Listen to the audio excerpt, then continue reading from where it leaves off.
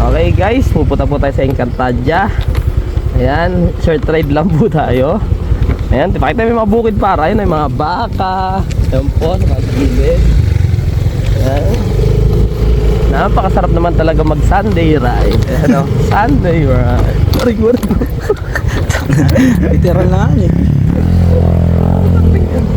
Gamit mo talaga yung magaganda suspension mo dito guys. Ayan.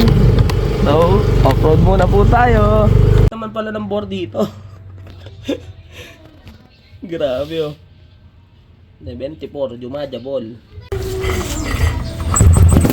Tara guys.